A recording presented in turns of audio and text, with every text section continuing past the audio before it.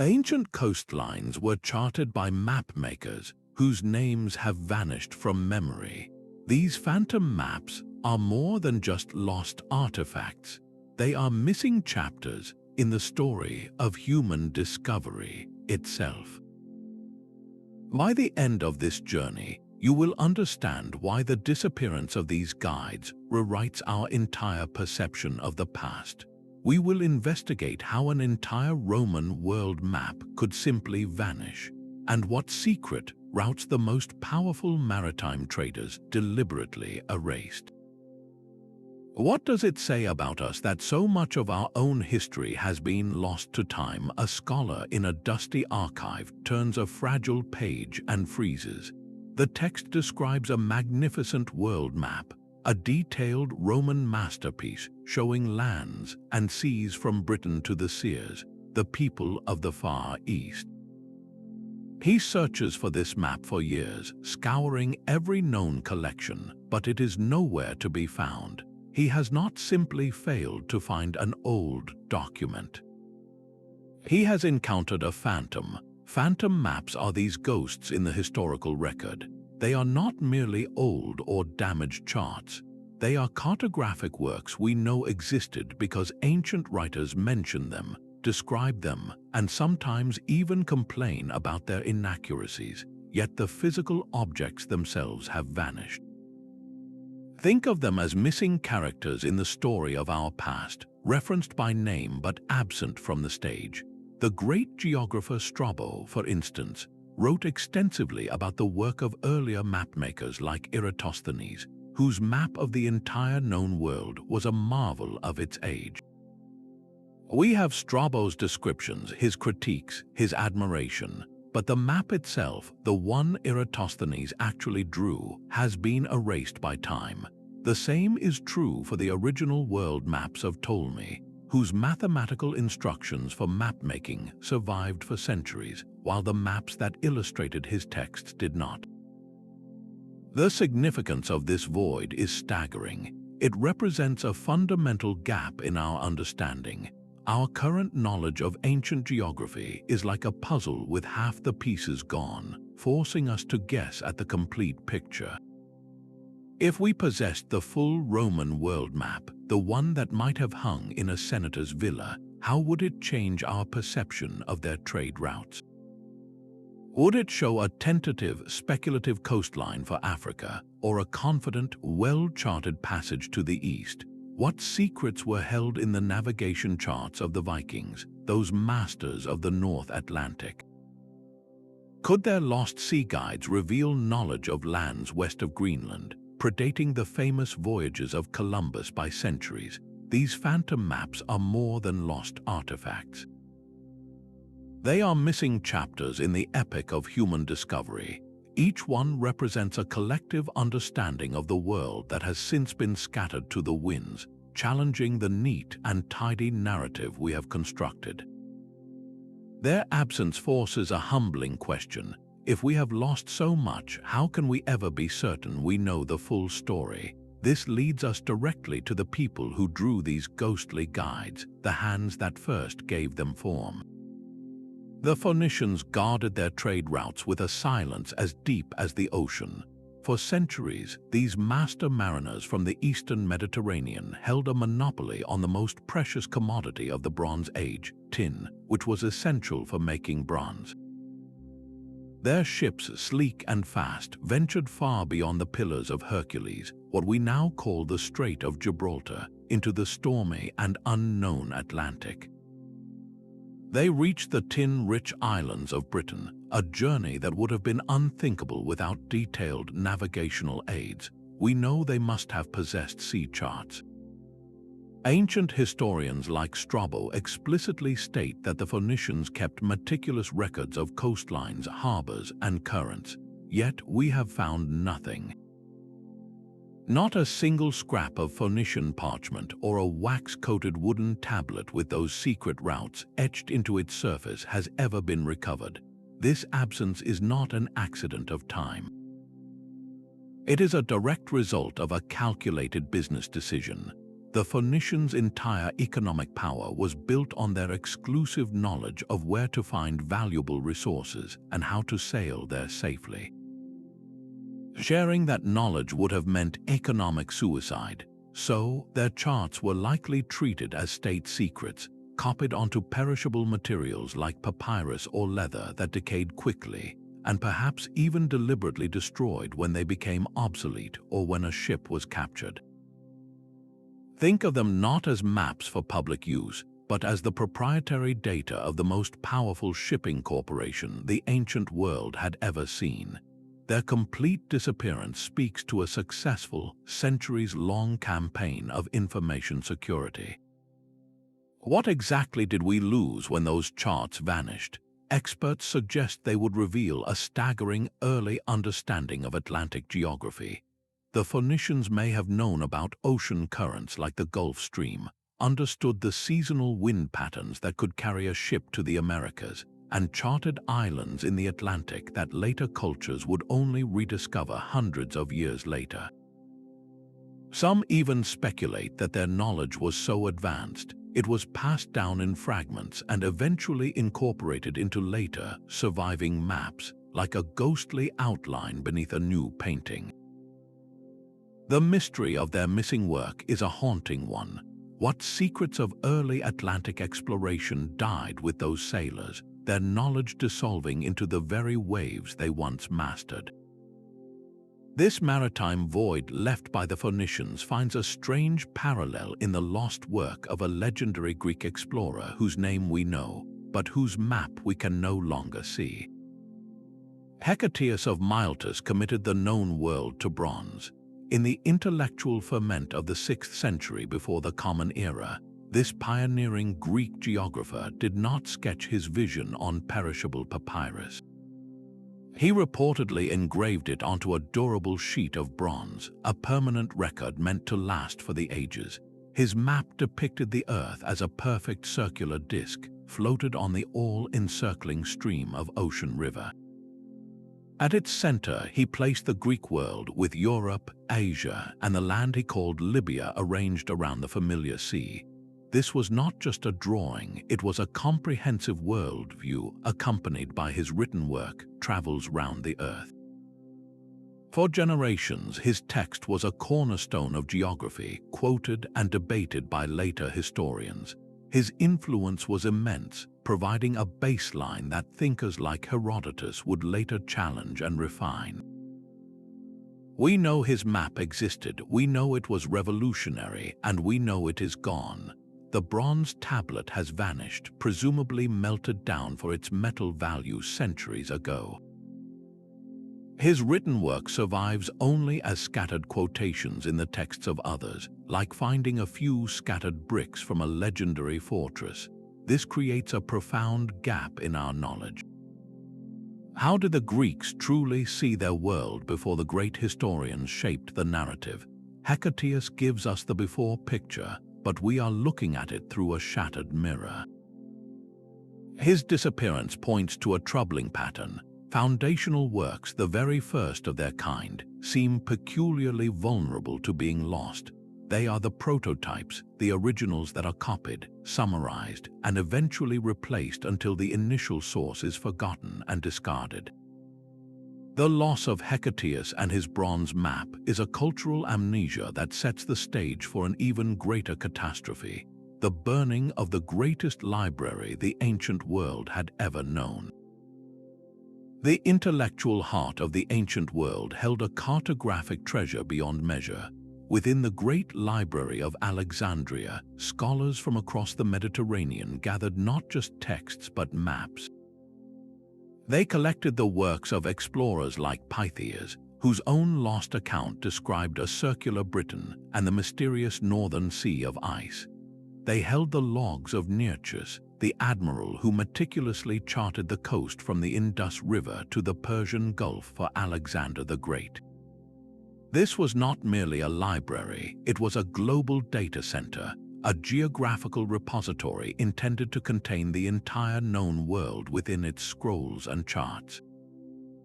The true tragedy is not just that the library burned, but that it suffered multiple devastating fires and conflicts over centuries.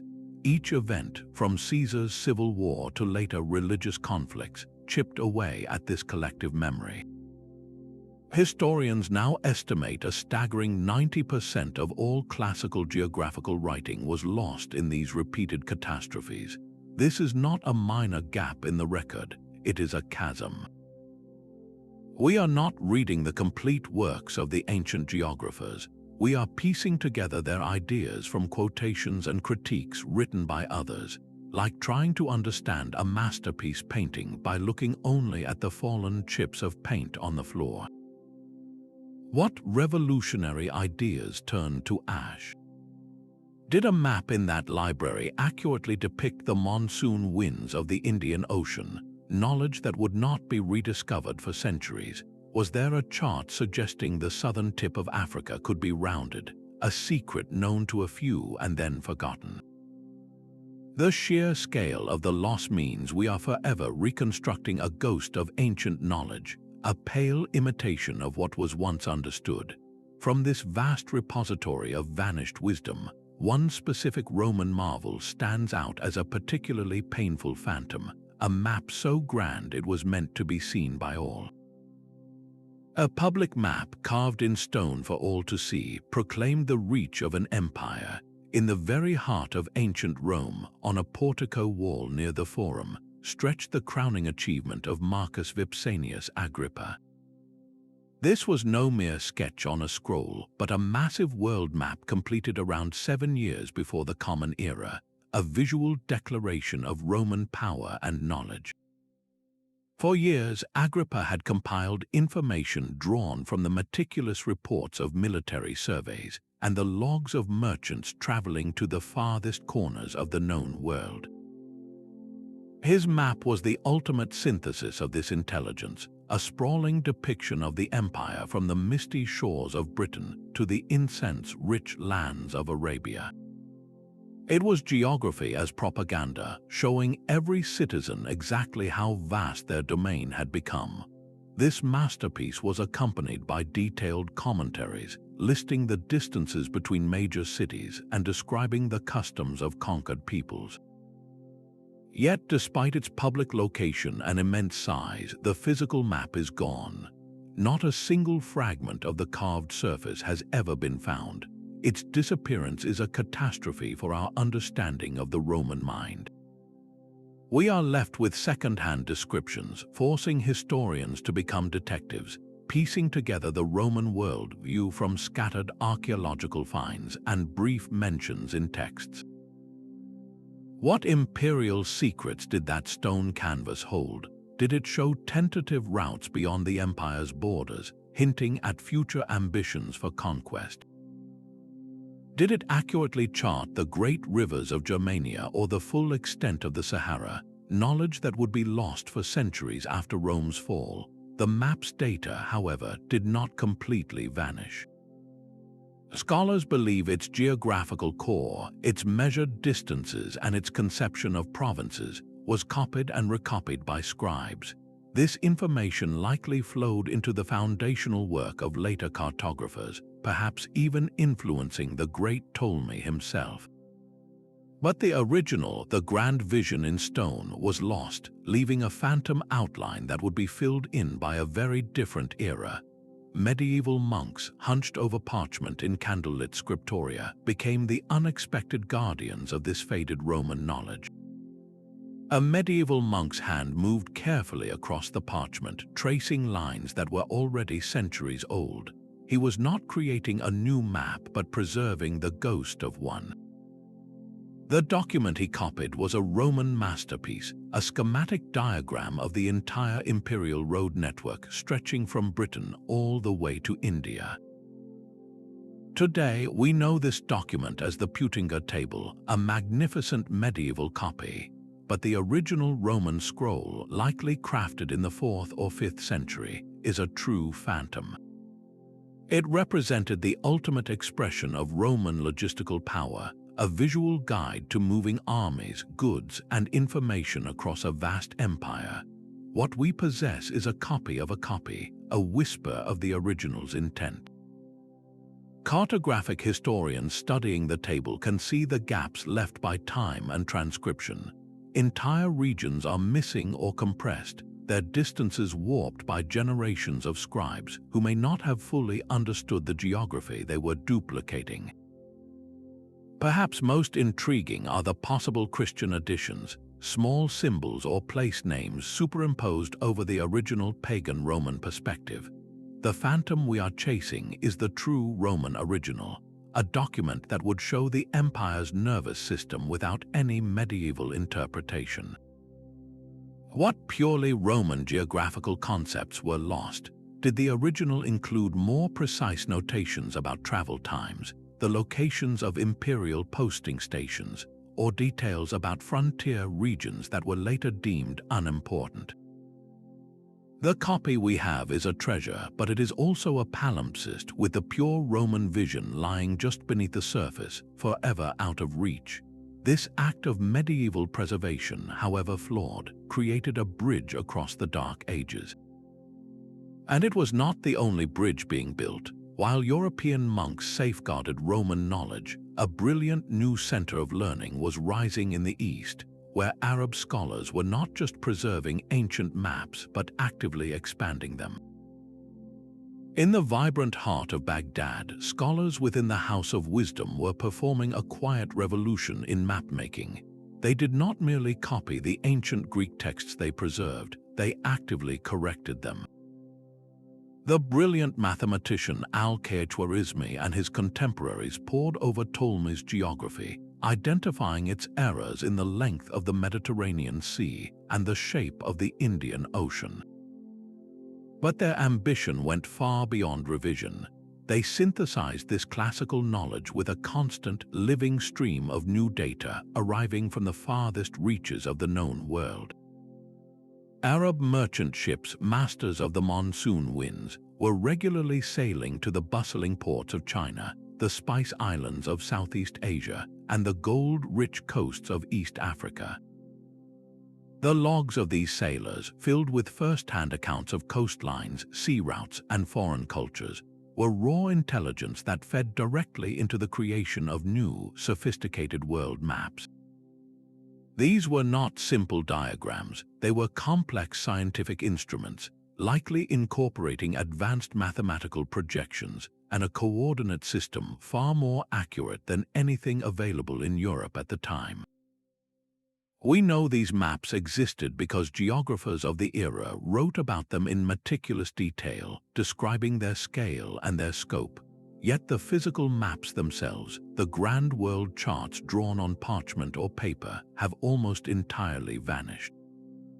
Their destruction was not a slow decay, but a series of violent catastrophes, most notably the devastating Mongol siege of Baghdad in the 13th century, which left the House of Wisdom in ashes and its priceless collections scattered or lost. This was not just the burning of a library, it was the erasure of a global perspective. The knowledge contained in those charts, the accurate shape of Africa, the detailed routes to the Malay archipelago, represented a geographical understanding that would not be independently rediscovered in Europe for hundreds of years. One cannot help but wonder if those Arab world maps had survived their journey westward, how might they have altered the course of history? Would Portuguese explorers like Vasco da Gama have possessed precise charts of the Indian Ocean before they even set sail, turning a perilous gamble into a confident voyage? The loss of this Eastern science created a void that European sailors would spend centuries struggling to fill, a delay born from a phantom. This great vanishing in the East finds a strange and distant echo in the mysterious charts from a civilization entirely isolated across the ocean. A Maya scribe would have understood a map as something far more than lines on bark paper. For them, a cartographic guide was a living document, intertwining the physical footpath between cities with the spiritual journey of the soul, charting the territories of gods alongside the realms of kings. This was a world where geography and cosmology were inseparable. We catch haunting glimpses of this tradition in the few surviving texts like the Dresden Codex, which contains complex astronomical tables and what appear to be diagrams of sacred processions that also functioned as territorial maps. These were not simple pictures, they were sophisticated navigational tools for both Earth and heaven. Yet the vast library of Mesoamerican cartography is a phantom of the most violent kind. Spanish missionaries, in their fervent campaign to erase indigenous religion and culture, systematically gathered and burned these codices by the thousands. They saw them not as knowledge but as dangerous pagan works, and in their bonfires they incinerated an entire continent's understanding of itself. What was lost in those flames was not just a collection of routes, but a unique way of seeing the world. A pre-Columbian map might have depicted a mountain not just as a physical landmark, but as a living deity, a source of spiritual power that dictated travel and trade. A river could have been shown as a serpent god, its winding course a sacred pathway. We are left with only a handful of post-conquest maps created by indigenous artists under Spanish rule, which are heartbreaking hybrids blending native pictorial traditions with European demands. They are shadows of the original phantoms created after the cultural world that gave them meaning had already been shattered. The destruction was so thorough that we can only guess at the scope of the loss. Did the Maya possess star charts for open ocean navigation that guided them along coastlines we now assume they never traveled? Did the Aztecs have maps of their vast trade networks that reached deep into what is now the American Southwest, showing knowledge of lands far beyond their empire? This American mystery finds its own strange echo across the widest ocean on Earth. A master navigator could read the ocean as if it were a written page. He did not rely on a parchment chart with coastlines and compass roses. Instead, his tools were a series of sticks, carefully tied together with coconut fiber, with small shells fastened at key points. To the untrained eye, this stick chart was an abstract sculpture, a child's toy, but for the Polynesian people, it was a sophisticated diagram of the sea itself. The curved sticks did not represent landmasses, they mapped the subtle, powerful swells of the ocean, the refraction patterns that bent around distant islands, and the complex interference of currents. The shells marked the positions of the islands not as fixed points on a grid, but as dynamic sources of influence upon the water. This was a map of energy, not of static Earth. It was a teaching device, a physical model used to train the mind to feel the rhythm of the Pacific, to memorize the star paths that arched overhead, and to interpret the flight of birds that signaled land beyond the horizon. While a handful of these charts were collected by European explorers in the 19th century, they are mere fragments. The true phantom is the vast, living system of knowledge they represented. This was an oral tradition, a science passed down through chance and direct apprenticeship, a mental map of an ocean spanning thousands of miles. It was a library of the sea, and its books were the memories of the navigators.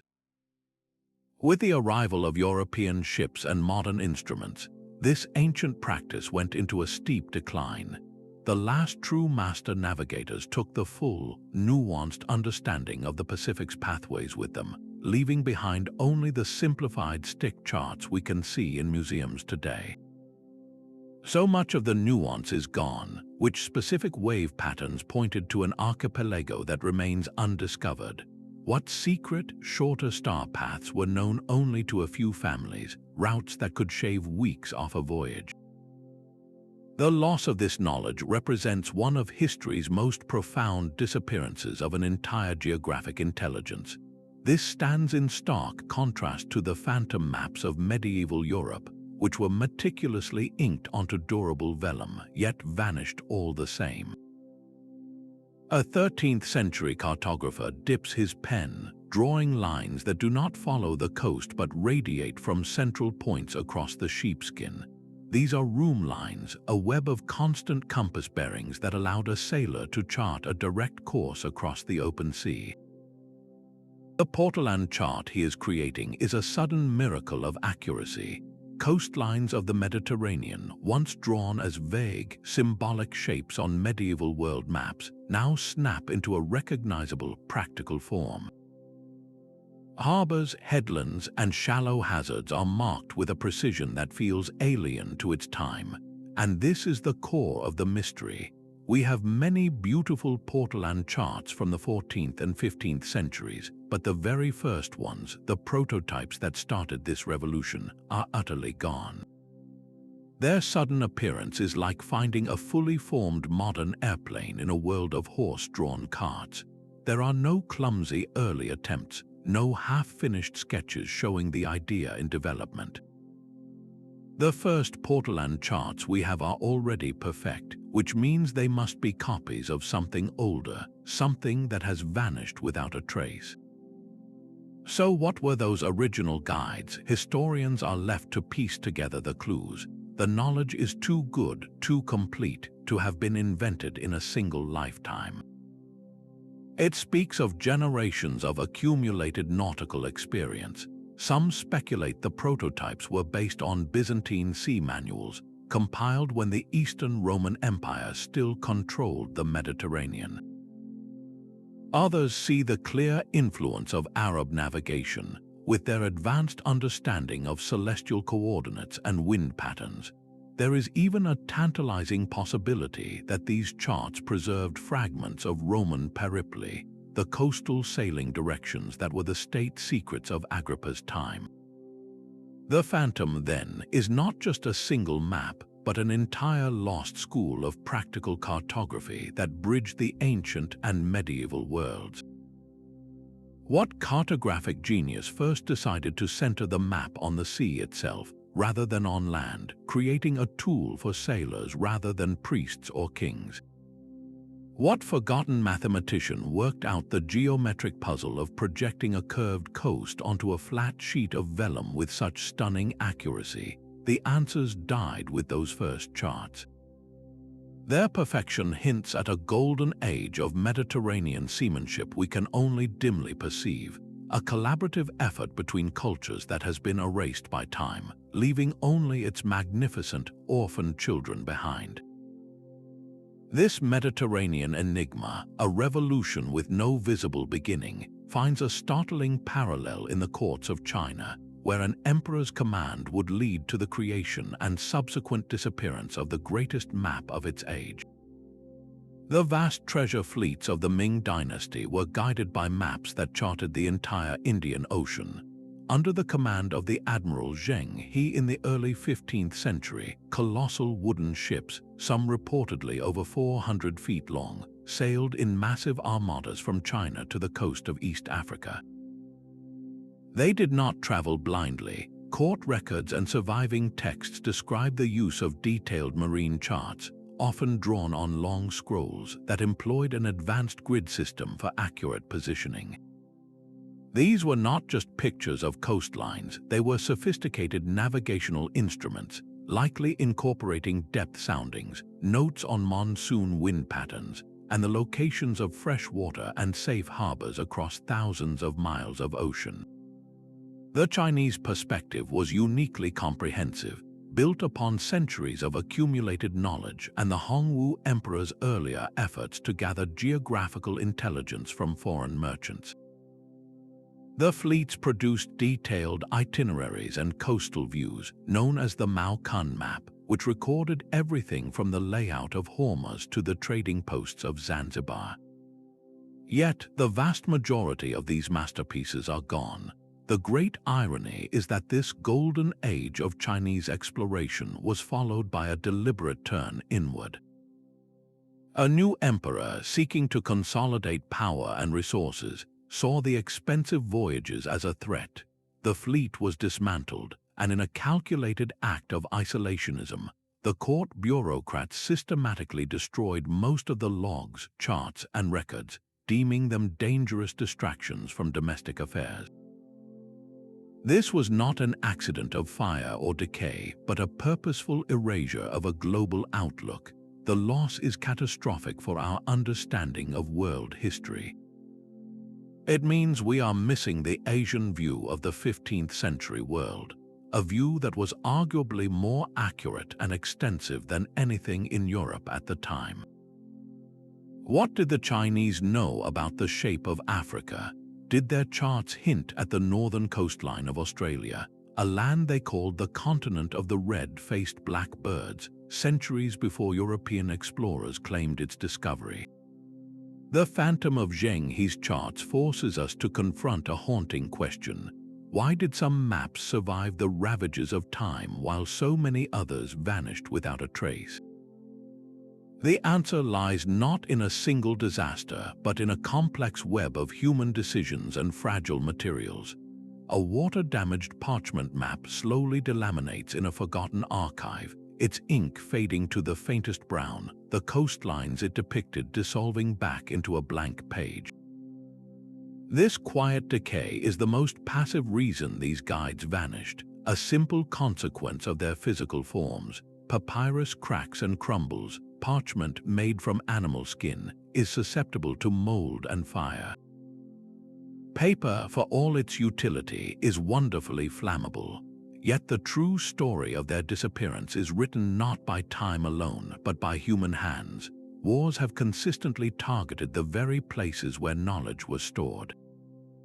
The sack of Constantinople, the burning of the Library of Alexandria, the Mongol destruction of Baghdad's House of Wisdom, these were not just military victories, they were calculated attacks on memory itself, ensuring that a conquered people's understanding of their world and their place in it was erased along with their sovereignty. Deliberate destruction was often a matter of policy. As we saw, Spanish authorities systematically burned Maya codices to dismantle a culture they deemed pagan, a religious and political act that eradicated an entire continent's geographic worldview. But sometimes the loss was far more mundane.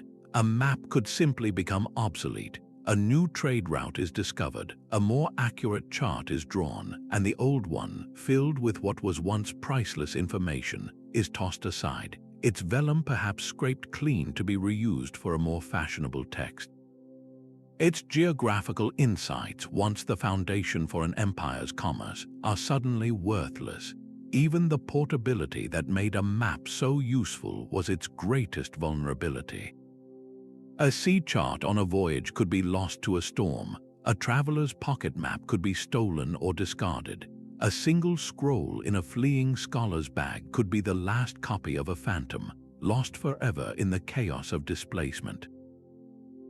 When we look at the scattered fragments of maps that have survived, we are not seeing a representative sample of ancient geography. We are seeing a collection of what was durable enough to last, lucky enough to avoid the flames, and deemed important enough by someone, somewhere, to be saved from the trash heap. This awareness of their profound vulnerability forces us to look more closely at one of the most devastating events in cartographic history, an explosion of fire and ignorance that targeted the past itself. The shelves of Portugal's royal archives began to tremble and then topple. On the morning of November 1st, 1755, one of the most powerful earthquakes in European history struck Lisbon. The convulsion did not just level a city, it erased a library of the sea. As the capital of Europe's leading maritime power, Portugal's archives held the accumulated geographical intelligence of its entire age of discovery. These were not just decorative charts, they were the state secrets of a global empire. For centuries, Portuguese caravels had ventured farther than any European ships before them, meticulously mapping the west coast of Africa, pioneering the sea route to India, and charting the vast territories of Brazil. Their archives contained the original rutters, the handwritten sailing directions that recorded every hidden bay, every treacherous current, and every seasonal wind pattern from the Cape of Good Hope to the Spice Islands. Then, in a single day, the earthquake, followed by a devastating tsunami and city-wide fires, turned this priceless repository into ash and slurry. The loss was not merely of objects, but of hard-won understanding. It was as if the entire corporate memory of the world's most advanced navigation school had been suddenly wiped clean. Portuguese captains who had once sailed with precise, state-of-the-art charts were now forced to rely on memory, on hastily made copies held in private hands or on second-hand reports. This sudden reversion to imperfect knowledge undoubtedly made voyages more dangerous and less efficient, potentially setting back the practical science of navigation by decades. What exactly went up in those flames? The most likely casualties were the pioneering works on Atlantic oceanography. Portuguese sailors were the first Europeans to master the Volta do Mar, the vast, looping return route from Africa that used the Atlantic's circular wind and current systems. Their rutters would have contained the first detailed written records of these phenomena, knowledge that was essentially rediscovered by later nations. The Lisbon disaster stands as a stark reminder of a different kind of phantom. This was not a deliberate act of censorship or a slow decay, but a single, violent act of nature that indiscriminately obliterated a cornerstone of human geographic knowledge, leaving a void in the historical record as profound as any war. Flames consumed more than just heretical texts in the 13th century Languedoc. As French crusaders sacked Cathar strongholds during the Albigensian Crusade, they tossed entire libraries onto bonfires, intent on purging a religious threat. Mixed in with those theological manuscripts were guides of a different kind, unique maps that blended the known world into a heretical whole. The Cathars, connected to trade routes stretching across the Mediterranean, had access to Arab geographical knowledge. Their maps likely fused the standard Christian worldview with sophisticated Islamic cartography, creating a hybrid vision that challenged the religious and geographical orthodoxy of the time. Imagine a map where Jerusalem was not the literal center of the world, but one city among many, its proportions corrected by Arab mathematics. Picture a chart that accurately depicted the length of the Mediterranean, not as a symbolic biblical space, but as a measurable body of water, its shape informed by the very sailors who crossed it. These were not just maps, they were statements. They represented an alternative way of seeing the universe, one that valued empirical data and cross-cultural exchange over dogma. The Crusaders, seeing only heresy, burned them all. Their complete eradication means we have lost a vital, heterodox perspective. What geographical heresies did the Church extinguish along with the Cathars? Did their maps preserve fragments of classical Greek knowledge, like the true size of Africa, that had been lost to Western Europe but survived in Arabic translations? The phantom maps of the Cathars are a stark reminder that knowledge is often a casualty of ideological war. This religious destruction finds a chilling echo across the ocean, in the systematic suppression of indigenous American cartographic knowledge, proving that the burning of a worldview is a tragedy that has repeated itself throughout human history. A Spanish soldier tosses a painted deerskin scroll onto a growing pyre. The vibrant dyes sizzle and blacken, the careful glyphs depicting mountain ranges and tribute routes dissolving into smoke. This was not an act of random vandalism, it was a calculated strike. By burning the Aztec tribute maps, the conquistadors were not merely destroying art, they were systematically erasing the administrative memory of an entire empire. These maps were the very tools of governance, showing which provinces owed what goods and how to traverse the land to collect them. Their destruction made the empire ungovernable for its original rulers, paving the way for a new power to write its own story onto the blank slate. This pattern of deliberate cartographic destruction is one of the most powerful reasons these phantom maps vanished. Maps have always been instruments of control, and to eliminate a map is to dismantle a rival's power structure. Colonial powers across the globe understood this principle perfectly. They frequently seized and destroyed indigenous maps to invalidate territorial claims, making it easier to declare land empty and available for appropriation.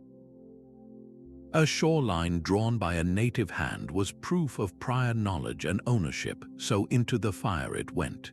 The motivation was not just political, it was often deeply ideological. Religious authorities for centuries held a specific vision of the world's geography, one often centered on Jerusalem and populated by the descendants of Noah. A map that contradicted this, such as one showing the antipodes, inhabited lands on the opposite side of the earth, posed a direct threat to theological interpretation. Such a map suggested there were people who could not possibly be descended from Adam and Eve, people who lived beyond the reach of biblical history. For that heresy alone, it would be condemned to the flames. Even among rival European powers, the destruction of knowledge was a strategic tool. There are persistent rumors that competing maritime nations, desperate to break Portuguese monopolies on the African and Indian routes, would go to great lengths to locate and destroy their nautical charts. To capture a ship and burn its rudders was to blind a competitor, to set back their exploration by years. This urge to control geographic knowledge did not end with the age of sail. In our own time, governments routinely classify or deliberately destroy maps for reasons of national security, from satellite imagery to detailed geological surveys. The silence in the historical record, the gaps where a culture's worldview should be, is often not an accident. It is the echo of a conflict, the scar tissue left behind when one power sought to completely overwrite another. To understand why a map became a phantom, we must often look for the hand that chose to erase it. A secret naval fleet sailed under the banner of the Knights Templar. While we remember them as warrior monks, their true power lay in a sophisticated international network that functioned as the closest thing to a global bank in the medieval world. To move vast sums of money, goods, and men between their preceptories from London to Jerusalem, they required something far more valuable than gold, reliable sea charts. Their ships were a constant presence on the Mediterranean and Atlantic routes, and it is inconceivable that they did not possess detailed portolans of their own. Yet, as with so much about the order, their maps are phantoms. In the frantic months leading up to the mass arrests in 1307, and culminating with the execution of the last Grand Master, Jacques de Molay, in 1314, the Templars would have had ample warning to secure or destroy their most sensitive assets. Historical whispers suggest that is exactly what happened. Facing suppression by King Philip the Fair of France, who coveted their wealth and feared their power, the Order's inner circle would have prioritized the destruction of their cartographic archives. Letting their unique collection of sea charts fall into the hands of rivals, whether Italian merchant republics or the king's own agents, would have meant surrendering their economic advantage forever. So what exactly was burned or hidden? Their maps were likely hybrids of extraordinary value. Through their presence in the Holy Land, the Templars had direct access to Arab geographical science, which was centuries ahead of Europe's. They also maintained outposts on the Atlantic coast from Portugal to Scotland, placing them at the crossroads of northern and southern nautical traditions. A Templar Portolan might have fused the precise Mediterranean coastlines of an Arab chart with new, secret knowledge of Atlantic currents and winds gathered from their own voyages. Did their charts hint at lands across the Western Ocean, knowledge passed down from Norse traders or gathered from forgotten explorers? The suppression was so thorough, the destruction of their records so complete, that we are left only with a gaping silence. The disappearance of the Templars' nautical intelligence created a vacuum, one that other powers would spend the next century struggling to fill. This deliberate medieval erasure finds a strange and direct parallel in the actions of a Renaissance explorer who chose to burn his own work. Diogo Ribeiro's original world map was a diplomatic weapon disguised as parchment. In the tense years following Magellan's voyage, Spain and Portugal were locked in a bitter dispute over the lucrative spice islands, the Moluccas. The Treaty of Tordesillas had divided the world between them, but no one knew exactly where the other side of the world was. Ribeiro's task, as the official cartographer for the Spanish crown in Seville, was to create a map that would prove the islands lay within Spain's half. His finished work, presented to the Spanish court in 1527, was hailed as a masterpiece. It was the first world map to show the full extent of the Magellan expedition, depicting the strait they had navigated and the immense, empty expanse of the Pacific Ocean beyond. It was not just a map, it was Spain's legal argument for global empire drawn in ink, and then the original vanished. We have later copies, revisions made by other hands, but Ribeiro's own chart, the one drawn with the freshest intelligence, is gone. The loss is profound because that original would have been a snapshot of a geographical revolution in progress. How did Ribeiro choose to depict the Pacific, an ocean so vast it defied all previous European experience? His map likely contained the first realistic attempt to show its true scale, a representation that would have shattered the old classical models forever. It also almost certainly held secrets the Portuguese would have killed to protect. As a Portuguese-born cartographer working for Spain, Ribeiro was in a unique position. He would have had access to both Spanish reports from the Magellan voyage and, through old contacts, the closely guarded Portuguese Portolanos of the Asian coast. His original map might have shown accurate outlines of places like the Malay Peninsula or the islands of Indonesia, details that Spain was not supposed to possess. What compromises did he make? What subtle distortions might he have been forced to introduce to please his Spanish patrons or to obscure his sources? The copies we have are clean, official documents. The phantom original would have been a messy, brilliant, and politically charged document, filled with annotations and corrections, a true record of how Europe was desperately trying to fit a new world onto an old piece of paper. Its disappearance means we lost the very moment European cartography grasped the true size of the planet, only to have that precise understanding fade back into the shadows. A tired monk's weary eyes blur in the candlelight as his hand copies a jagged coastline from an ancient Roman scroll. His quill slips, and a small peninsula is inadvertently reversed, curling inward instead of outward. He does not correct the mistake. This single, tiny error will now be faithfully reproduced by the next scribe who copies his work, and the next until the coastline is permanently misshapen. The phantom maps phenomenon is not solely about maps that vanished completely, but also about those that survived only in increasingly corrupted copies, their original forms distorted by a centuries-long game of cartographic telephone. Each time a map was transcribed, new flaws were introduced. A place name might be misheard and rewritten phonetically, rendering it unrecognizable.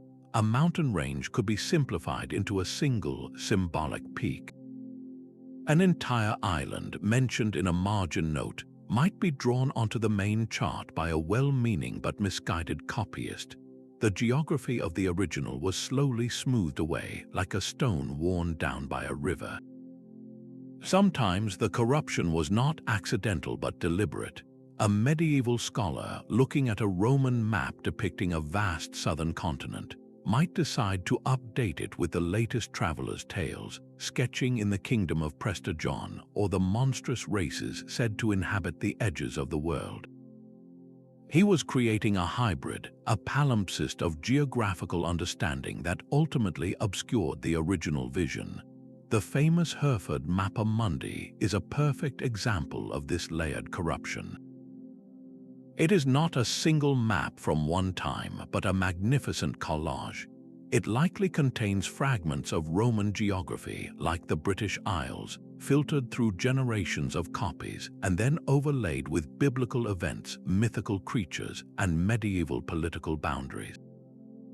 To look at it is to see a beautiful puzzle, but one where it is nearly impossible to separate the original Roman cartographic data from the later theological and folkloric additions. These cumulative errors created phantom versions of the original maps, ghosts that haunt the surviving record itself. We possess the physical object, the vellum and ink, but the true map, the one its original creator intended, remains just out of reach, hidden beneath layers of well-intentioned mistakes and creative reinterpretation. This slow, inevitable decay of information through copying forces us to ask a critical question.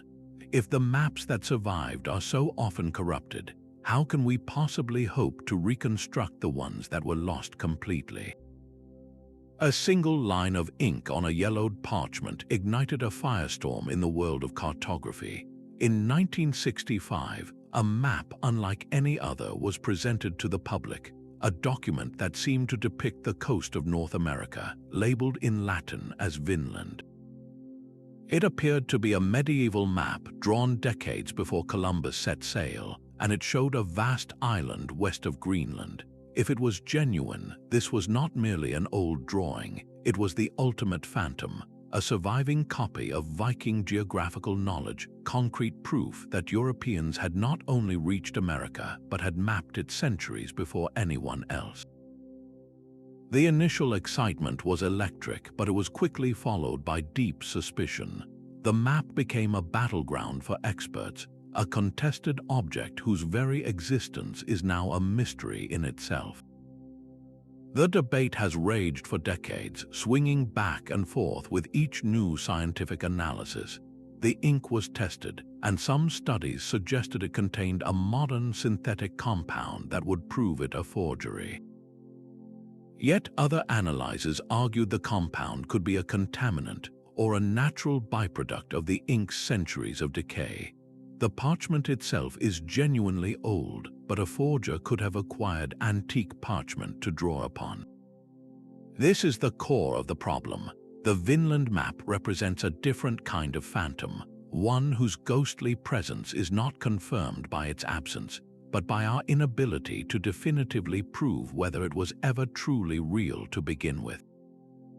The mystery is no longer just about what the Vikings knew, but about our own capacity to be deceived by a brilliant historical fabrication. It forces us to confront a terrifying question for any historian. How do you authenticate a document when you have no original to compare it to, when the very thing you are looking for is the standard by which you would judge the copy? The line between a recovered treasure and a clever forgery is perilously thin, woven from equal parts hope and skepticism.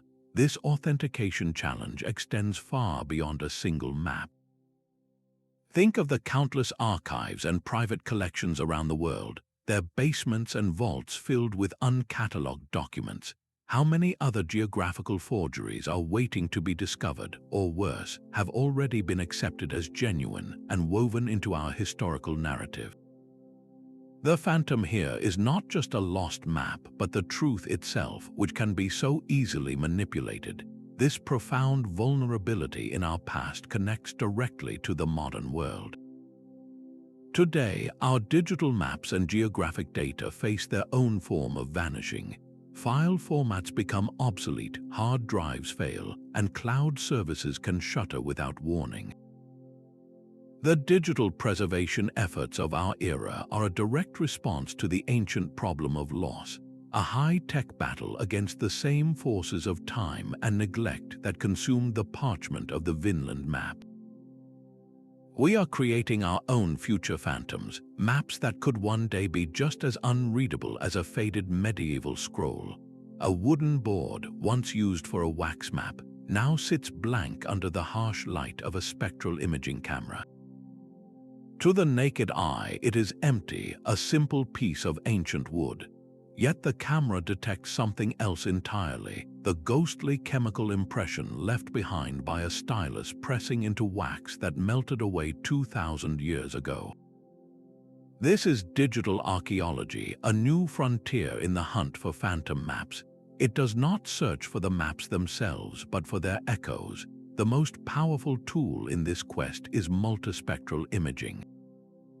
By bathing a manuscript in different wavelengths of light, from ultraviolet to infrared, researchers can often see beneath the surface.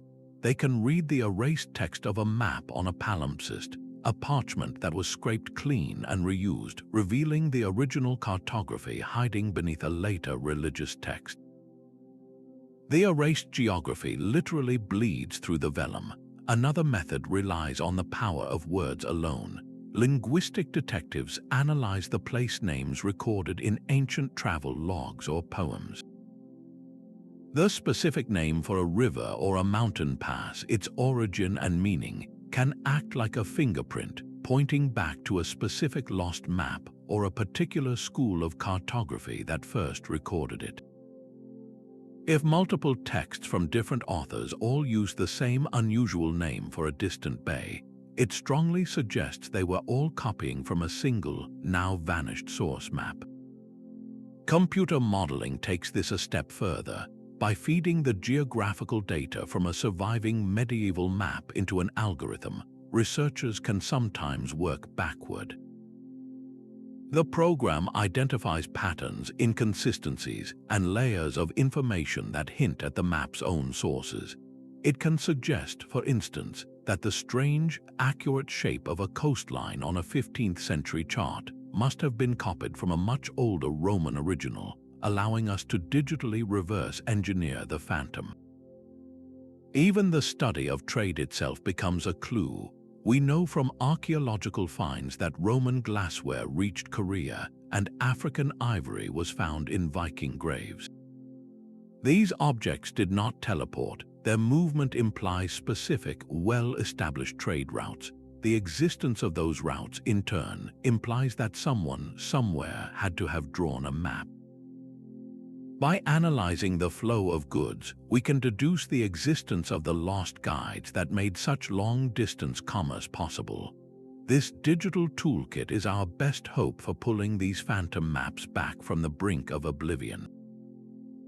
We are no longer just lamenting their loss, we are actively shining a new kind of light into the historical shadows, searching for their faint but persistent traces. The question is, why does this meticulous recovery work matter so deeply? A merchant unrolls a worn leather scroll inside a bustling Silk Road caravanserai, his finger tracing a path through inked symbols that mark not just cities, but a single, vital well in a 100-mile stretch of desert. The maps that guided these caravans across Central Asia were masterpieces of practical survival. They were living documents, constantly updated with a kind of intelligence that never made it into formal geography books. They showed which mountain pass was clear of snow in a given month, which nomadic chieftain was demanding tribute this season, and where the next secure source of fresh water could be found. We have the grand narratives of the Silk Road from figures like Marco Polo, but the actual charts, the ones held by the merchants who did the journey year after year, are almost all gone. Their disappearance is a catastrophic loss of applied knowledge. It is the difference between reading a modern travel guide that lists a restaurant and possessing the chef's own handwritten recipe. We understand the theory of these ancient trade routes, the grand arcs connecting Rome to Chang'an, but we lack the granular life or death details that made crossing the Taklamakan Desert or the Pamir Mountains possible.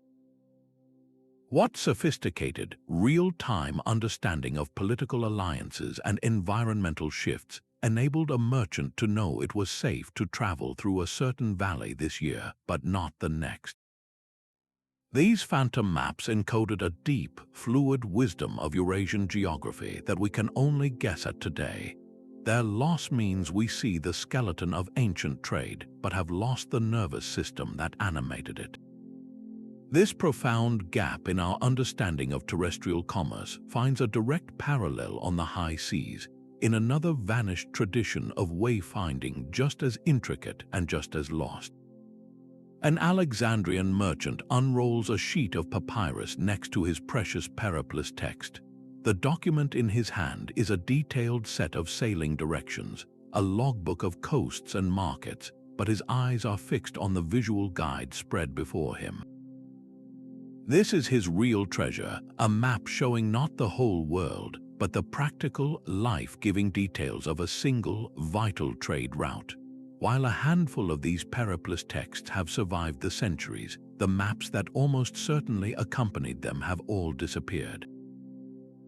These were not grand worldviews for kings or philosophers. They were the working documents of ancient globalization, the equivalent of a modern trucker's road atlas combined with a customs broker's handbook. They translated the dry text of the periplus into a visual reality, illustrating the exact profile of a headland as it would appear from the sea, marking the hidden anchorages safe from the monsoon winds, and pinpointing the precise location of a freshwater spring on a seemingly barren coast. A text like the Periplus of the Erythraean Sea describes the voyage from Roman Egypt to India and East Africa with such meticulous, turn-by-turn precision that it is almost impossible to believe a sailor was expected to navigate using words alone. The text might say, "Sail past the river with the high red cliffs for 2 days until you see the island shaped like a turtle," but only a map could show a captain what those red cliffs actually looked like, or confirm that the island on the horizon was indeed the turtle-shaped one. The loss of these visual companions means we possess the recipe for ancient trade, but have lost the diagram that showed cooks how to combine the ingredients. What granular secrets of Indian Ocean commerce were lost with these charts? Did one map reveal a secret, shorter channel through a treacherous coral reef, known only to a handful of pilots? Did another illustrate the subtle seasonal shift in a river's mouth that determined the best landing spot for unloading goods? This was intensely practical knowledge, the kind that separated a profitable voyage from a shipwreck. The silence left by these missing working charts creates a stark divide in our understanding, separating the theoretical vision of the world held in libraries from the hard one, ink and wave reality known to the merchants who actually sailed it. A monk carefully copies a sacred text onto a fresh sheet of vellum, but the parchment he is using was not always blank. Beneath his ink lies the ghost of a different kind of knowledge. That older sheet once held a Roman world map, a zonal map that divided the Earth into stark scientific bands. These were the climate zone maps, a sophisticated concept from ancient Greece that classified the world into a torrid equator, habitable temperate zones, and frozen frigid poles. This was not a map of faith, but of physics, a diagram of the planet's fundamental environmental structure. We know these zonal maps existed because scholars like Macrobius wrote about them in detail, describing a spherical Earth sliced by lines of latitude into regions defined by temperature. Yet the physical maps themselves have almost all vanished. Their systematic replacement was not an accident of decay, but a deliberate shift in worldview. As the Roman world fractured, the Church's influence grew, and a new kind of map began to dominate the scriptoria. This was the TO map, a schematic diagram that divided the world into 3 parts for the sons of Noah, with Jerusalem at its center and a river ocean encircling the Holy Land. It was a map of salvation, not of climate, a spiritual guide that rendered the old scientific divisions irrelevant, even heretical. Why would a monastery preserve a complex diagram of latitudinal climate zones when a simpler, more powerful symbol of divine order was available? The old zonal maps were likely scraped clean, their vellum reused for psalters and sermons. the classical understanding that was lost with them was profound. A zonal map taught that the world's habitability was a matter of celestial mechanics and geography, not divine favor. It implied that the torrid zone at the equator might be crossed, that the southern temperate zone might exist and be inhabited, ideas that directly challenged the biblical worldview of a single, central landmass created for humanity. What other insights were erased? Did a lost zonal map hint at the cyclical nature of ice ages, or accurately depict the extent of the Arctic ice cap? The triumph of the TO map over the zonal map represents one of history's great conceptual losses, a moment when a scientific framework for understanding the planet was deliberately set aside for a theological one. This quiet erasure of a climate-based world finds a startling echo in the deliberate suppression of another kind of environmental knowledge, the secret charts that guided humanity's earliest deep-sea voyages. An elder's hand traces a coastline in the snow, a fleeting map that the next wind will erase. This is a phantom in its purest form, a guide that never existed as ink on parchment. The true scope of our loss extends far beyond physical objects to encompass entire ways of seeing the world. Many cultures encoded their geography not in documents, but in living memory, using tools that left no permanent trace. The Aboriginal peoples of Australia, for instance, navigated the vast continent using songlines, intricate pathways woven into the very landscape through story, rhythm, and ceremony. Each feature of the land, a rock, a waterhole, a mountain, was part of an epic song cycle. To sing the song was to mentally traverse the route, recalling every turn and landmark.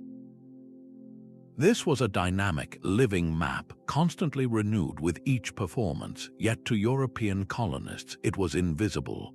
They saw empty land, failing to recognize the sophisticated cartography sung into existence for thousands of years.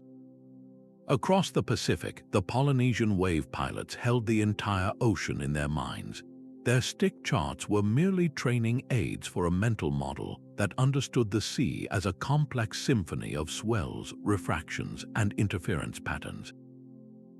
The true map was the knowledge passed down through chance and direct apprenticeship, a library of the Pacific held in the memories of master navigators. When these traditions are disrupted, when elders pass without successors, we lose more than data. We lose a unique lens for understanding space itself. What other conceptual frameworks have vanished? Did the Norse skalds possess epic poems that charted the ice fields of the North Atlantic with a precision we can no longer grasp? Did Native American tribes use cyclical stories that mapped migratory routes of animals as reliably as any modern atlas?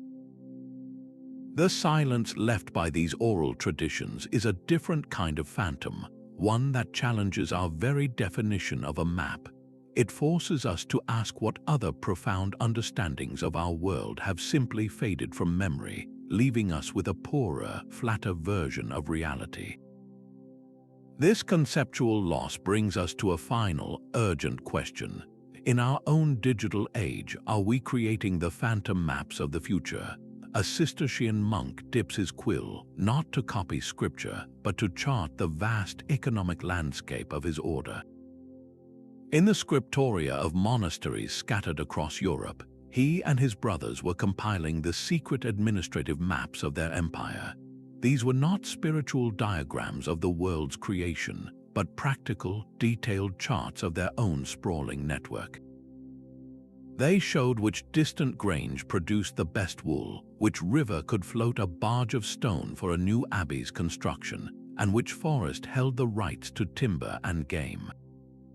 The Cistercians, along with the Cluniacs, became the most powerful corporate landholders of the High Middle Ages, and their maps were the database for this immense operation. We possess fragments, tantalizing scraps of these records, but the great, comprehensive mapping projects that gave the abbots a bird's-eye view of their entire European holdings have almost entirely vanished. Their loss is not just the disappearance of old property lines, it is the erasure of the institutional memory that managed a continent. What exactly did these maps contain that simple written ledgers could not convey? They visualized patterns of land use on a scale we can no longer see. A single monastic map could illustrate the strategic placement of their properties, revealing a conscious effort to control entire river systems for transport or to secure a chain of farms that produced a self-sufficient food supply. They would have shown the evolution of transportation networks, the secret paths and local roads that connected their holdings, bypassing the tolls and conflicts of secular lords. This was a corporate intelligence apparatus centuries ahead of its time. Its disappearance means we are missing the clearest picture of how medieval Europe actually worked from an economic perspective, not from a king's castle, but from the administrative heart of its most efficient and widespread organizations. What revolutionary understanding of soil management, water engineering, or regional trade died with the last abbot who could read those lost charts? This quiet vanishing of corporate knowledge finds a direct and deliberate parallel in the fate of maps created for the most powerful individuals of all, the kings and queens of emerging nation-states. The workshop of Abraham Cresques hummed with the cartographic noise of the entire medieval world. In 14th century Mallorca, a crossroads of Mediterranean trade, this Jewish master mapmaker did not invent his geography from nothing. He synthesized it, weaving together threads of knowledge from across the known world to create his magnificent Catalan atlas. We are fortunate that the atlas itself survives, a breathtaking expanse of painted vellum now housed in Paris. But the source materials Cresques consulted, the raw intelligence that fed his masterpiece, have almost all vanished. Imagine the charts spread across his worktable, a chaotic library of the sea. He would have had precise Italian Portolan charts detailing the Mediterranean coast with their web of room lines. He certainly consulted Arab world maps, which possessed a sophisticated mathematical understanding of the Indian Ocean and the African coast. Through his Jewish networks, he might have accessed travel accounts from merchants who ventured deep into Asia along the Silk Road. There were likely even whispers of Asian knowledge, fragments of Chinese or Korean geography that had traveled west with the Mongol peace. Each of these sources represented a distinct tradition, a unique way of seeing and measuring the world. The loss of these original guides is a catastrophe for understanding the flow of information. We can see the final, beautiful product, the Catalan Atlas, but we cannot pull apart its layers. We cannot say with certainty which coastline came from an Arab navigator's log, which river system was copied from an Italian sea captain's chart, or which description of a far eastern kingdom was lifted directly from a Jewish traveler's memoir. This means we have lost the ability to trace the very dialogue between cultures that defined medieval map-making. What revolutionary concepts were blended together and then hidden in plain sight? The atlas famously shows a river crossing the entire Sahara to connect with the Nile, a geographical impossibility that likely stemmed from a synthesis of Arab desert knowledge and classical Greek speculation. Its depiction of a vast, open Indian Ocean navigable from Africa to Asia almost certainly came from Arab sources, contradicting the land-locked sea Ptolemy had described. But without the original maps, we cannot identify the unique contribution of each tradition. We see the magnificent forest of the final atlas, but the individual trees, the specific cultural roots, remain invisible phantoms. The ghost of a Roman coastal survey holds more than just historical trivia. It contains a baseline, a precise measurement of a shoreline from 2,000 years ago. Today, a climate scientist studying sea level rise would give anything for that single data point.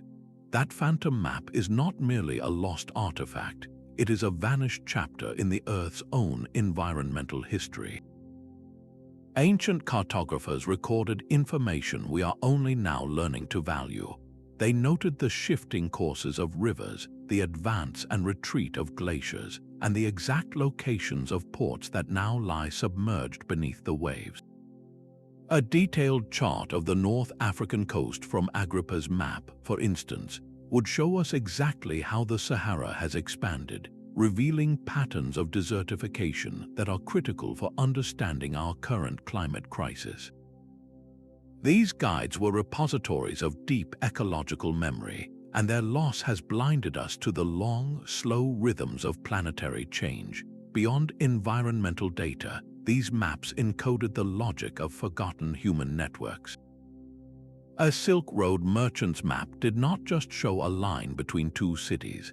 It illustrated a fragile web of trust, diplomacy, and resource exchange that connected entire civilizations. Losing that map means we cannot see the alternative pathways and backup routes that made global trade resilient.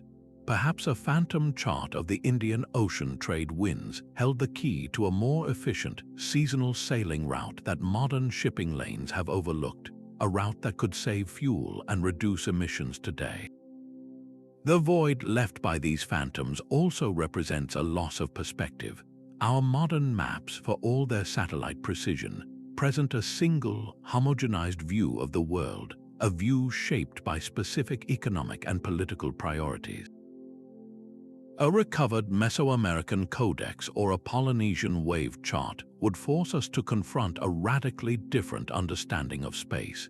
It would challenge the very idea that land is something to be owned and bordered, suggesting instead that it is a living entity to be related to, or that the ocean is a dynamic energy field to be navigated by feel. Recovering even one of these lost guides could fundamentally alter fields from archaeology to economics to ecology. It could help us locate lost cities by revealing settlement patterns we no longer recognize, or inspire new models of sustainable trade by showing us how ancient systems function for centuries without collapse. This is not just about filling gaps in a historical record. It is about retrieving lost tools for survival, different ways of seeing that might help us navigate an uncertain future. The urgent need to reclaim this knowledge forces a difficult ethical question. Who is responsible for ensuring that our own maps, the digital charts of our era, do not become the phantoms of tomorrow? A Nestorian merchant's most valuable possession was not a bolt of silk or a bag of spices, but a small, hastily drawn map of a mountain pass. His journey along the northern Silk Road, a high and treacherous track through the Tian Shan Mountains, was a detour born of necessity. Political chaos or banditry on the safer southern routes forced caravans onto these alternative paths, and the maps that guided them were testaments to a profound, forgotten flexibility.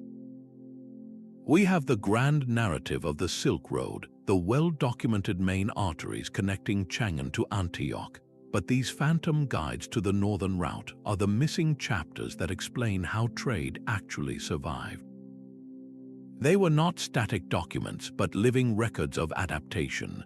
A single line on such a map might represent a high valley that was only passable for a few weeks in summer, a glacial stream that had to be forded at dawn when its waters were lowest, or a cave system that offered shelter from the brutal winds of the Taklamakan. These were not just geographical features, they were temporal and political instructions. A map might show a secret agreement with a local nomadic tribe, granting safe passage in exchange for a share of the goods, a detail never recorded in any imperial archive. The loss of these maps means we understand the skeleton of Eurasian trade, but we have lost its nervous system. We can see the bones, but we cannot comprehend how it moved and reacted to a changing world. What specific knowledge of climate cycles was encoded in these routes? Did they chart the slow advance of a desert, forcing the path higher into the mountains over generations? The true secret they held was resilience, the practical intelligence that allowed civilizations to stay connected even when empires crumbled and main roads were cut. This understanding of how to navigate a world in flux finds a chilling parallel in the most hostile environment on Earth, where another set of phantom maps charted a very different kind of frontier. A Norse longship cuts through the frigid water, its pilot steering by a mental chart of ice and open leads. These Greenland settlers and the indigenous hunters who knew these lands for millennia possessed a living atlas of the Arctic, a detailed understanding of seasonal ice flows, persistent open water areas called Polynesian, and the exact contours of coastlines now softened by a warming world. Their knowledge, passed down through generations and likely sketched on walrus hide or carved into wood, was a practical guide to survival in the most hostile of environments. It was also a phantom. When the Norse settlements in Greenland eventually failed and vanished, their unique geographical intelligence, their maps of the route to the wooded shores they called Markland and Vinland, disappeared with them. This was not merely the loss of a few settlement locations, but the erasure of an entire baseline understanding of the pre-industrial Arctic. Early European explorers, too, must have drafted charts of these labyrinthine waters, documents that recorded the extent of sea ice in centuries past with a precision we can no longer access. These lost charts would show us not just where the ice was, but its ancient rhythms and patterns. How far south did the pack ice reliably reach in the 14th century? Where were the critical, life-saving Polynesians that sustained both marine life and human travel? The disappearance of this early cartography means we are trying to understand the dramatic changes in the Arctic today with a profound data gap, missing the very starting point from which to measure the full scale of the transformation. This polar knowledge loss, a silent vanishing in the frozen north, finds its mirror in the equally mysterious and deliberate destruction of maps from the southern hemisphere, where an empire sought to hide the very existence of a continent. A Portuguese caravel slips into a secluded bay on an island that does not, officially, exist on any European chart. The year is 1488, 4 years before Columbus would make landfall in the Bahamas. The captain and his navigator carefully sketch the coastline, noting the freshwater streams and the lay of the land. This voyage is not for glory, but for intelligence, and their resulting map is a state secret of the highest order. This scenario is not just speculation. For decades, historians have wrestled with persistent rumors and tantalizing clues that Portuguese navigators had already found lands across the Atlantic, a collection of islands they called the Antilles, and had even charted parts of the Brazilian coast. Their knowledge, if it existed, was a phantom deliberately created by geopolitical necessity. The Treaty of Tordesillas, brokered by the Pope in 1494, had drawn a line down the Atlantic, granting everything to the west to Spain and everything to the east to Portugal. A pre-existing Portuguese map showing islands deep in the Spanish zone would have been a diplomatic catastrophe, a document that could shatter the fragile peace between the two rival empires. So what became of those charts? The most logical fate is that they were systematically destroyed by the Portuguese crown itself. To maintain their legal claims and avoid provoking Spain, any map showing the Antilles or the Brazilian Bulge would have been locked away in the most secret archives or, more likely, committed to the flames. This was not an act of carelessness, but a calculated act of cartographic censorship. The evidence for this pre-Columbian knowledge is compelling, though circumstantial. Portuguese fishermen were likely working the rich cod grounds of the Grand Banks off Newfoundland for years before Columbus sailed. Is it so hard to believe that a storm-blown fishing boat or a vessel pushed west by the Atlantic's currents might have stumbled upon the outer islands of the Caribbean?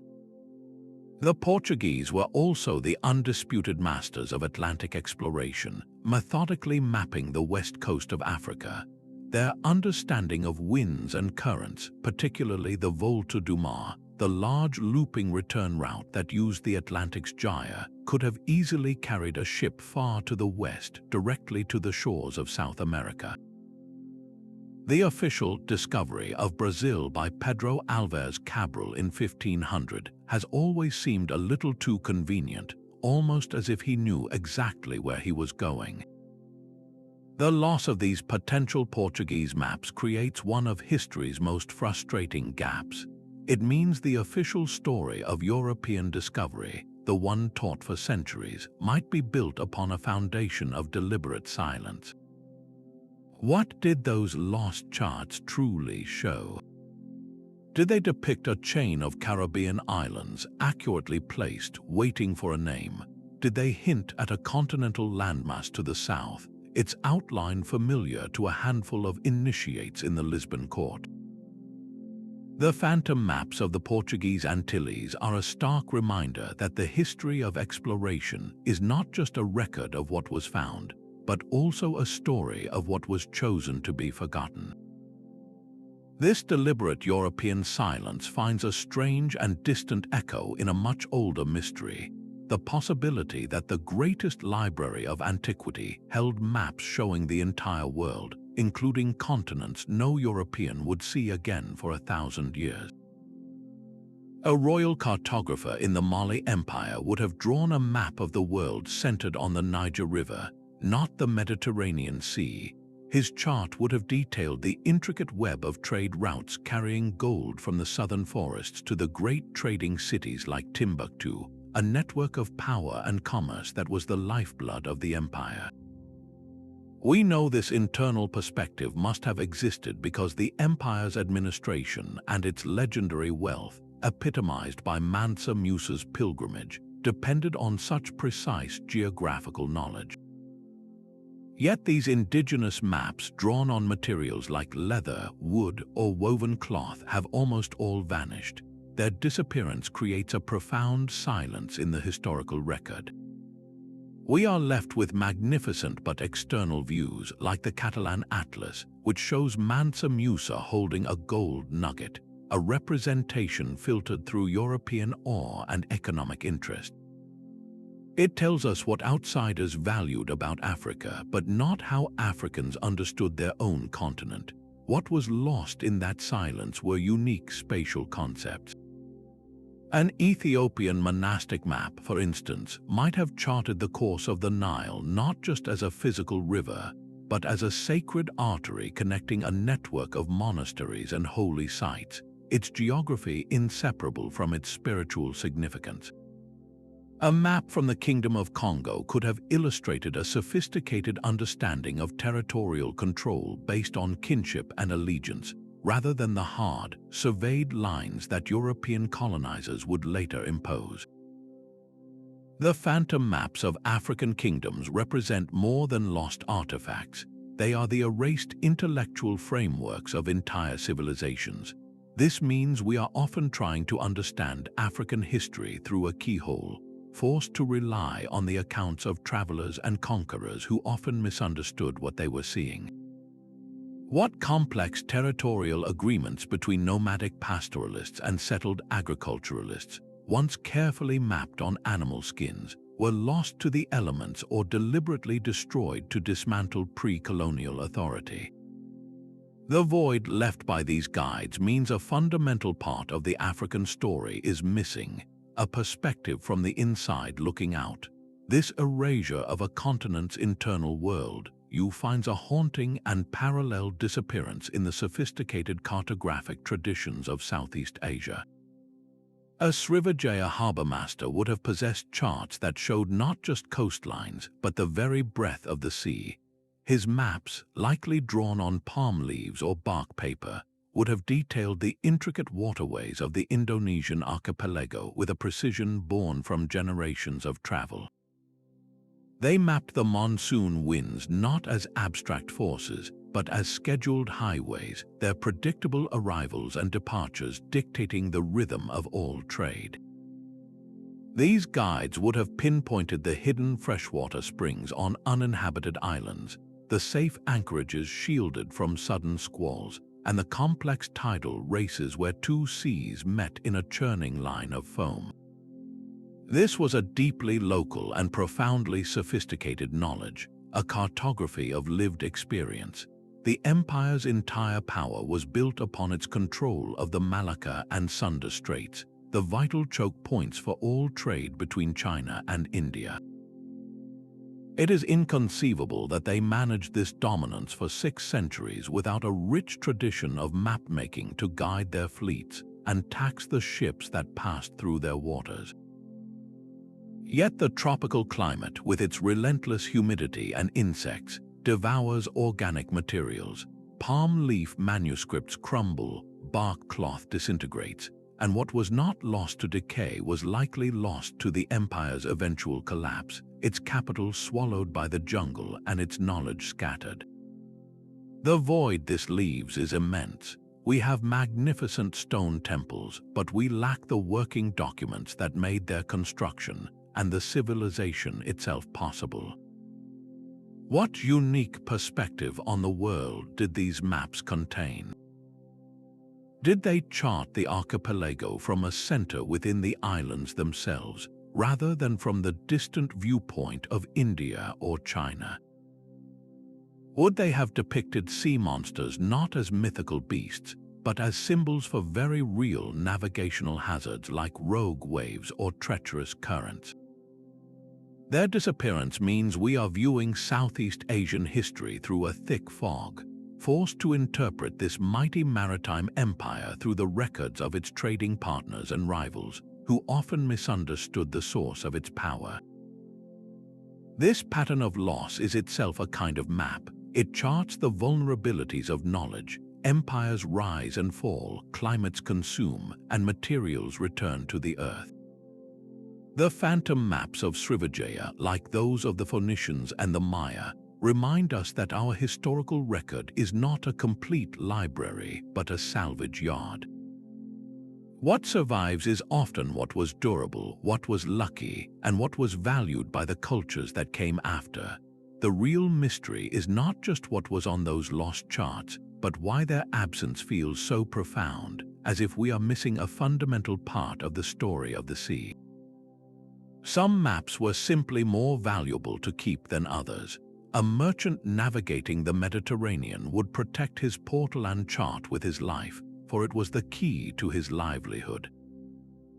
A monastery, however, might see little use for a complex Roman diagram of the world's climate zones once it possessed a simpler TO map that reinforced its theological worldview. The documents that survived the relentless winnowing of time did so not by chance, but because they served a persistent, practical need or conformed to a powerful ideology. We see this clearly in the types of maps that have come down to us. Detailed coastal charts for sailors and precise property surveys for tax collectors were copied and recopied because their utility was immediate and undeniable. They made money, secured land, and ensured safe passage. Their value was so obvious that they were preserved through sheer necessity. In stark contrast, theoretical world maps, those grand visions of the entire cosmos, were far more fragile. When a new scientific or religious paradigm swept through a society, the old world you depicted on these maps could become not just obsolete, but objectionable. A map showing a spherical Earth was of little use in an era that preferred a flat, holy land centered on Jerusalem. These grand schematics were often the first to be discarded, their vellum scraped clean to be reused for a more fashionable text or simply left to rot once they fell out of favor. The very substance of a map dictated its fate. A proclamation of imperial power carved into a stone wall could endure for millennia, silently waiting for archaeologists to uncover it. But a secret trade route drawn on papyrus or a bark paper codex had a much shorter lifespan, especially in a humid jungle or a rainy climate where organic materials quickly succumbed to mold and decay. A document that would have lasted for centuries in the dry sands of Egypt could vanish in a single generation in the tropics of Southeast Asia. This creates a profound bias in the historical record. We know far more about the geography of desert civilizations than we do about forest empires.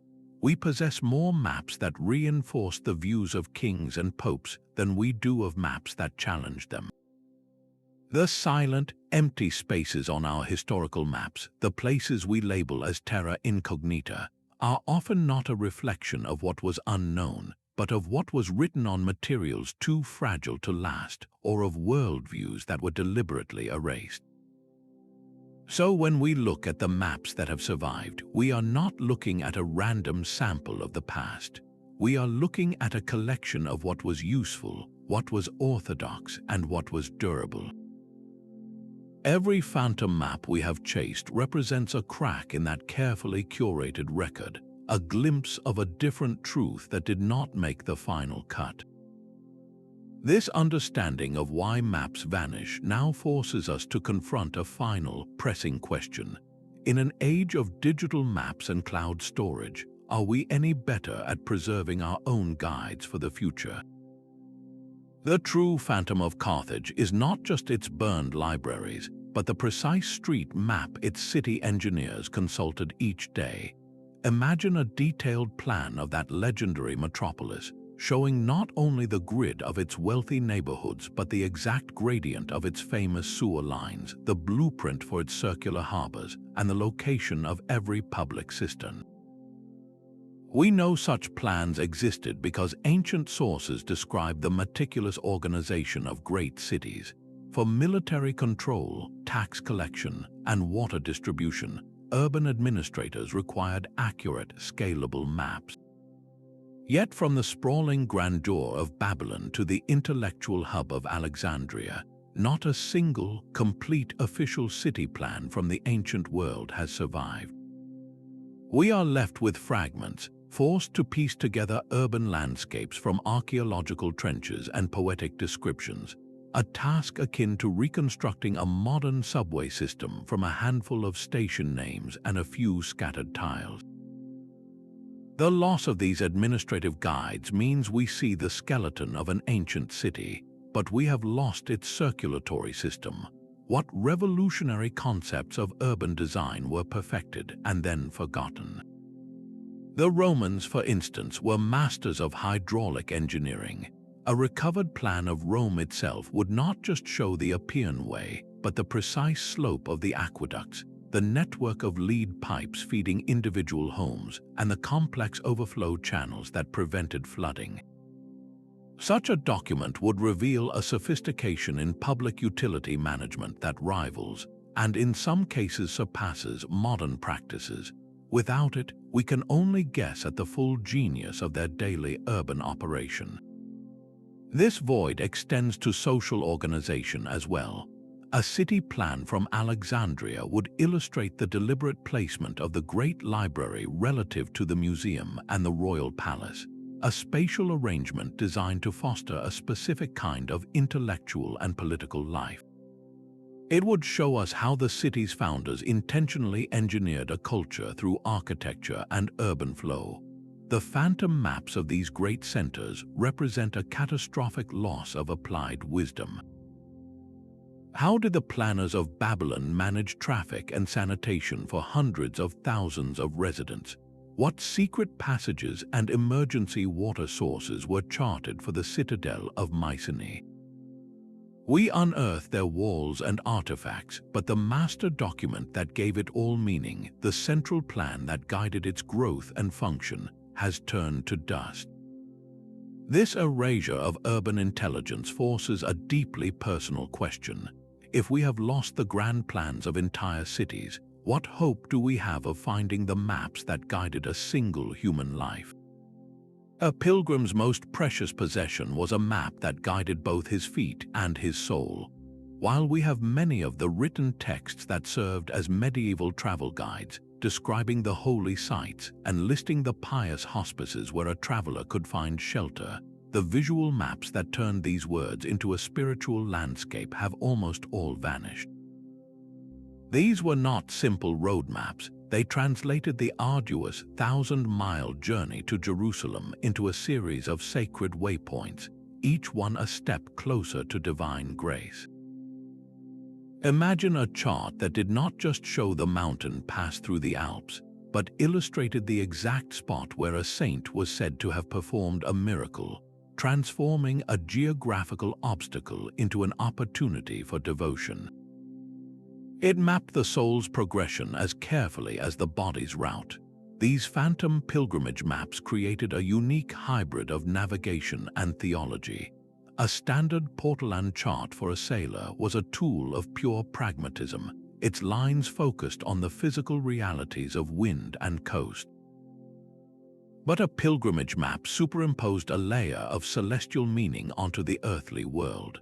A river might be drawn not for its navigability, but because a saint had baptized converts in its waters. The distance between two towns was measured not only in miles but in the number of prayers one should recite while walking it. This was cartography as an act of faith, a visual guide to a transformative experience. The loss of these documents is especially poignant because they represent the loss of a deeply personal perspective. We know the grand architecture of the great cathedrals, but we have lost the humble, hand-drawn diagrams that showed a weary traveler how to find the side chapel housing a specific relic, or which local monk was known to offer the most comforting blessing to foreigners. What subtle cues of comfort and danger, which hospices were run by true benefactors and which were notorious for thieves, were marked with secret symbols known only to the pious traveler. Their disappearance means we see the skeleton of medieval pilgrimage but have lost its heart. We can trace the routes on a modern map, but we cannot see the world as the pilgrim saw it, a landscape charged with spiritual energy, where every rock and stream could tell a story from the lives of the saints. This erasure of the devotional journey leaves us with a colder, more clinical understanding of one of the most profound mass movements of the Middle Ages. How many other ways of seeing have we lost, not to fire or war, but simply to the quiet assumption that the practical guide was more valuable than the spiritual one that gave the journey its true purpose? A Roman estate manager's most vital tool was a map drawn on wax. This was not a chart for exploration, but a diagram of pure production, detailing the sprawling latifundia estates that fed the empire. It would have shown every contour of the land, every field sown with wheat or olives, the precise grid of irrigation channels, and the location of the pressing floors, granaries, and the cramped quarters for the enslaved workforce. These were the blueprints for the Roman economy itself, meticulous records of soil types, crop rotations, and water rights that turned agriculture into an industrial-scale operation. Yet these working documents have vanished almost completely. Their disappearance was not an accident of fire, but a consequence of the system that created them. When the Roman administrative state collapsed, the elaborate bureaucracy that required these maps dissolved. The vast estates fractured, their centralized management replaced by local subsistence. The fragile wax tablets and papyrus rolls that held these plans were no longer updated, no longer copied. They were simply thrown away, their practical knowledge rendered obsolete overnight. What was lost in that administrative silence was a masterclass in ancient environmental engineering. These maps would have encoded the Roman genius for transforming entire landscapes. They could show us how they managed to cultivate North Africa, a region now largely desert, as a breadbasket for centuries. They would reveal their deep understanding of hydrology, how they channeled seasonal floods and built complex aqueduct systems solely for irrigation. One of these lost charts might detail a forgotten soil amendment technique, a way of combining crops that revitalized the land without modern fertilizers. The secrets of sustainable, large-scale farming that allowed the empire to sustain millions of people may have been carefully documented on those maps, only to be discarded as worthless in a new, fragmented world. This agricultural void brings our journey to a final, pressing thought. We have chased phantoms across oceans and through libraries, but the most profound loss may be this practical, ground-level wisdom. If we could recover just one of those estate maps, would it offer us solutions for our own challenges of land use and food security? The quest for these vanished guides is not merely an academic exercise. It is a search for lost tools, for alternative paths and forgotten wisdom that could illuminate our own way forward.